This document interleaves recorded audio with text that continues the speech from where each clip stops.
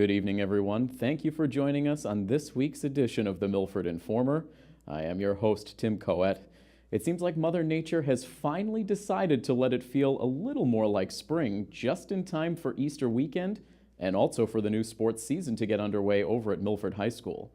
We've got some news related to the spring sports season coming up a little bit later on in the show. As always, let's get you caught up on everything we have coming up tonight in our top stories rundown. Tonight, we'll highlight some of the terrific performances that took place at last weekend's Brookside's Got Talent event. And later in sports, hear from new baseball head coach Alex Dion as he discusses how his young team is preparing for the new season. And then we'll show you how the defending state champion Milford softball team is gearing up to defend their title in 2018.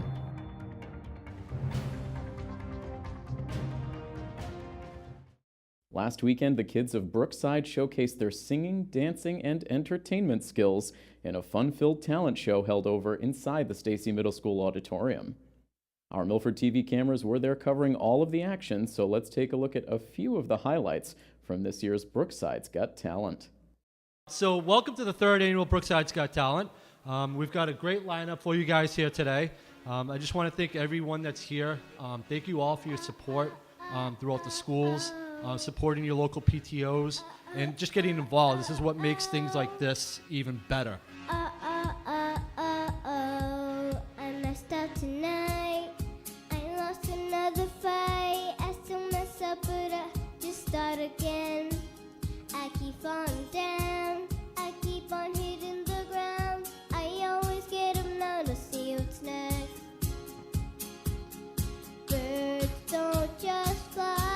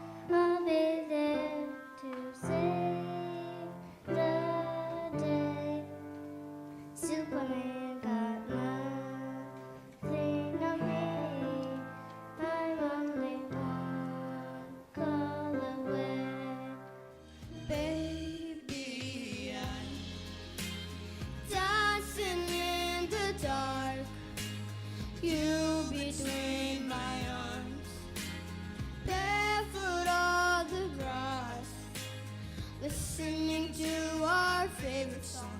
When we saw you in that dress, looking so beautiful, I don't deserve this. Don't you look perfect tonight?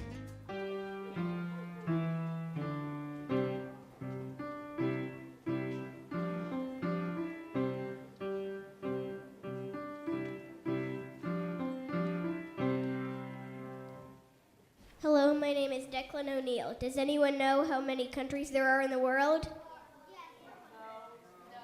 There are actually 197, and I'm going to show you some.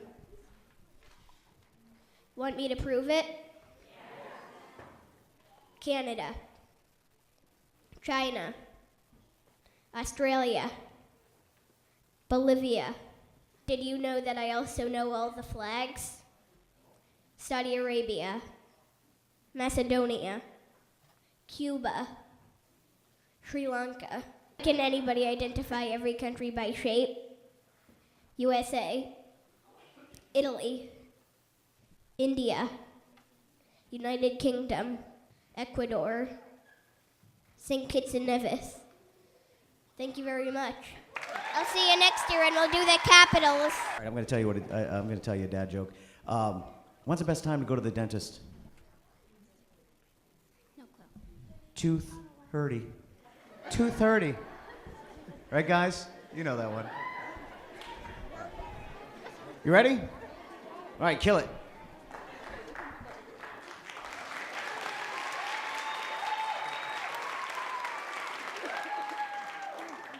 Why can't you trust an artist? They're sketchy. Why did the baseball coach go to the bakery? He needed a batter. What is HP's favorite drink? Root beer. Hello from the outside. Must echo a thousand times. Tell you a story. Hoping that I wrote it. Tell you never see Julie how. Oh, oh, oh, oh, oh.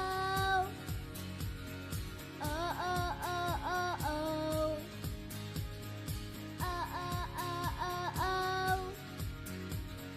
Oh, oh, oh, oh, oh. Look how far you've come. Hey, guys, great job. Amazing, everybody. Give yourselves a round of applause. Come on, big smiles. Put your hands together, ladies and gentlemen, for Eliza. Eliza with the Class Act Award. Our runner-up this year goes to Declan. Let's hear it for Declan, ladies and gentlemen. Come on up, Declan. There he is. And the winner goes to Amelia. Congratulations, Amelia. The winner of the 2018 Brookside's Got Talent, ladies and gentlemen. Keep it going for all of our performers and our stage crew and the PTO and the parents and Milford TV and Todd. Thank you very much, ladies and gentlemen, for coming out. We had such a great afternoon. I'll keep on making them every day. Those new mistakes. Oh, oh, oh, oh, oh. Oh, oh, oh, oh, oh. Oh, oh, oh, oh, oh. Oh, oh, oh, oh, oh. Try everything.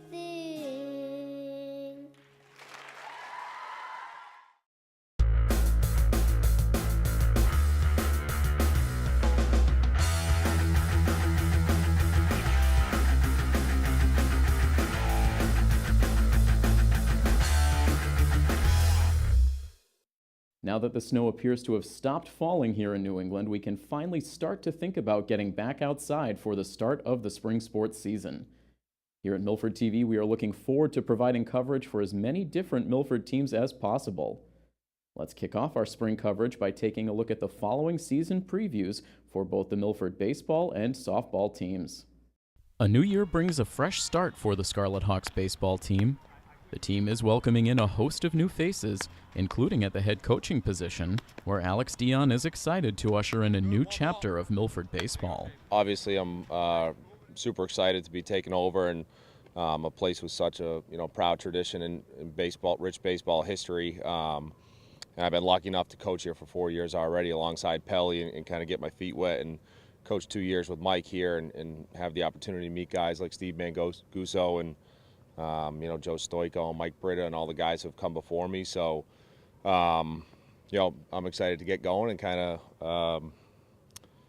put my stamp on this program. What we've talked about early on this first week is kind of promoting a culture of accountability and a team-first mentality.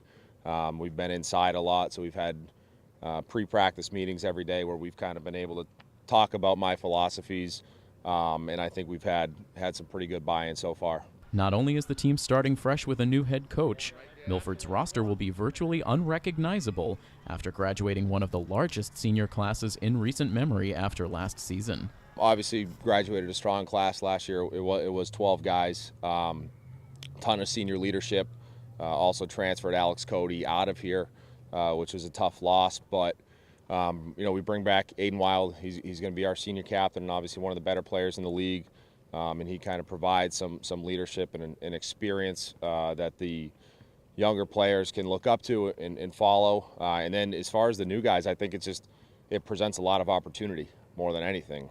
So kind of a good time for me to step in as the head guy and get these, get the new players to buy into what my philosophies are. But I think a lot of competition early on, and I think probably the best thing that I've seen so far is that we have a ton of athletes. And I think the athleticism in our team is probably one of our strengths. And we have a lot of selfless guys that are willing to do things with the team first mentality. So I'm excited to see what we can do. As Coach Dion mentioned, the team will once again have the services of one of the Hockomock League's most feared hitters in Aiden Wild, who will serve as the only official captain of the 2018 squad. I think I'm the only captain, but we definitely have a lot of leaders on the team who help do the job of a captain, but without the title. I think we have a lot of athletes on the team. Just a matter of finding who's going to play where, who's going to fill what role.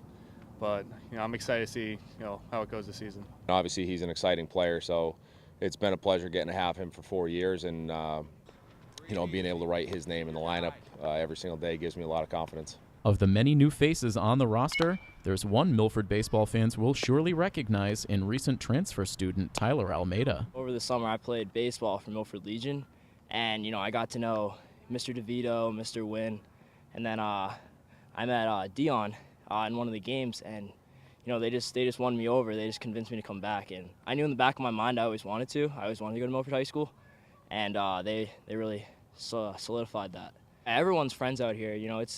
There's definitely competition for spots and everything like that, but everyone's friends out here, and this is all a friendly competition. The biggest question mark position-wise for Milford will be on the pitcher's mound, where the team will be relying entirely on players with no previous varsity experience. We're kind of still unsure as to who's going to fit into what role, but we're looking at 2 sophomores, Luke Rosa and Kobe Pyers, to step up, and obviously underclassmen, but I think confident guys who have varsity experience in the fall on the football team, who won't be nervous getting out there and have a really bright future ahead of them. We got a couple lefties, Andrew Fauerbach, who's a senior, Nick Marcolini, who's a junior, who I think Andrew can probably do either. He can probably start a game or come out of the bullpen for us. Nick, I'd primarily look to him to be the first guy out of the bullpen, and then it's kind of like all hands on deck. Whoever's going to step up and compete the hardest, and whoever's going to get outs for us is going to pitch. Milford High alum Mike Reed is returning for a 5th season as an assistant on the staff. Coach Reed is excited to see how this young group of players can make their mark on such a storied program. Me and my friends growing up, we were kind of weaned on Milford baseball. We heard all about Joe Stoico from my friends' fathers that played here in town. We were bat boys on the team back when we were in 8th grade, knew all the players, Paul Renault, Mark LeClaire, Al Thornton, all these guys, and we just worshiped them. And, those guys set the bar. And you can see along the lines, every team just tries to pick it up and continue the tradition. The 1990 club, another great group of guys, another exciting brand of baseball that they played. Also going into the 2000s, it's chock full of history and great players, great teams, great competitors, and that's what we're trying to do here as well. At a time where there are so many new additions to the program, Coach Reed, along with the rest of the staff, hope to educate the current roster on the history and tradition that comes with the Milford uniform. I don't know if they're as well versed historically, but we're definitely getting them caught up. I mean, the JS on the hat for Joe Stoico, that's something that's near and dear to me and Alex. To show proper respect for such a legend. And I mean, my God, how many coaches did he coach? So, Alex gave a nice long talk about what Joe meant to this program the other day. And hopefully we can get them caught up to speed on some of the great players and great tradition that we've had here. While this season is sure to have its growing pains for such a young and inexperienced roster, there is still plenty of confidence amongst the team that they will have what it takes to contend for a playoff spot. It's a lot of excitement. A lot of excitement for the new season. Everyone's excited for Dion. Seems like he knows what he's talking about. Yeah, I definitely think we can make a run this year. I think the team's looking good, and I have a lot of hope for this team. I talk a lot about, this whole thing being a process and that we're just trying to get better every single day. and really learn from what we did yesterday. Let's come out today and be as competitive as possible and get a little bit better. You know, we'll talk about practice after practice today, and then hopefully we come out tomorrow and get a little better tomorrow. Here is the 1-0 pitch, and it is lifted in the air in foul territory in front of the Milford dugout. Caitlin DeCapua makes the catch, and the ball game is over, and the Milford Lady Scarlet Hawks celebrate on the infield. Milford once again is Division I state champions. It happened in 2012, they repeated in 2013, and now this new generation of Milford Lady Scarlet Hawks celebrate. They reach the mountaintop, and they are the Division I state champions. After a magical season that ended in immortality a year ago, the Milford softball team is getting set to return to the field as defending D1 state champions. Last year's team was unbelievable. I mean, they really had a tight-knit group, and it kind of reminded me of the 2014 Milford Region team when we went all the way to the regionals. I can't say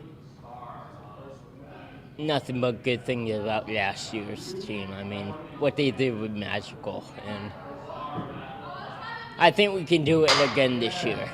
While it's hard not to think back to all the team accomplished during the 2017 season, softball head coach Steve DeVito is encouraging everyone in the program to turn the page in order to prepare for the new season. We don't talk about last year. I told them after practice number 1, last year's in the past for us. It was a great run. It was a fantastic year, and we don't want to take anything away, but this is the 2018 regular season and playoffs and hopefully beyond, and that's our focus. Our focus is worrying about every single day that we're at practice getting better, and you can see behind me in the cage and working tees. It's going to seem real elementary getting these things down, but it's getting the fundamentals, getting the feel back. A lot of these girls were playing, field hockey in the fall, and volleyball and basketball.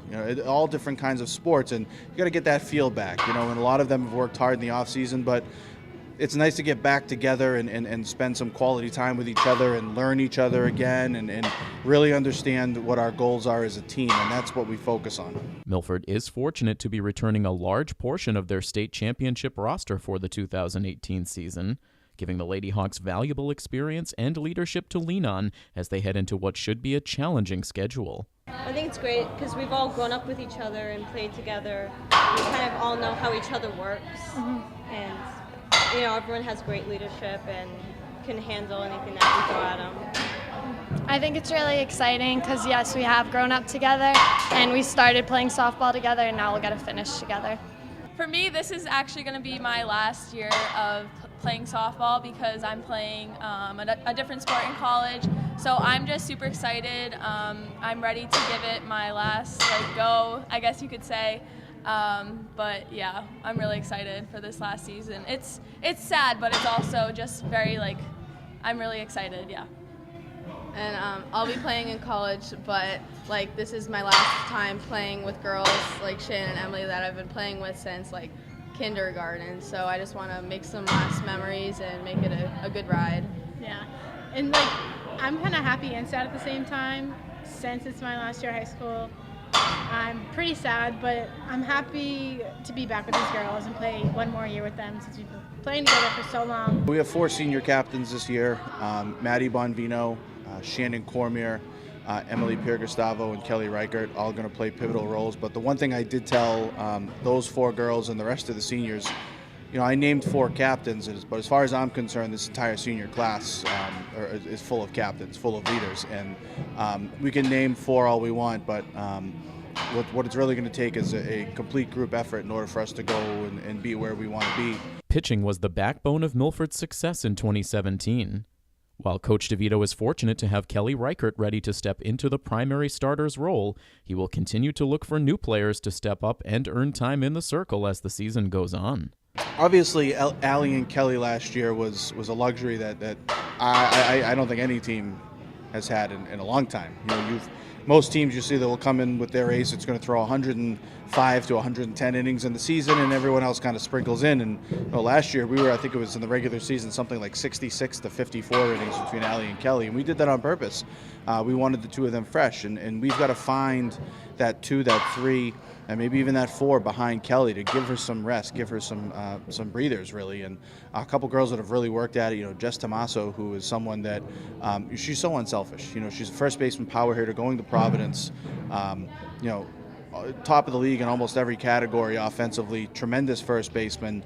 But she stepped up and said, Coach, I'm more than willing to work on my pitching in the off season and do what I can to help our club. And she did. She's worked at it. She's been throwing, and she's been very effective throwing early in the season.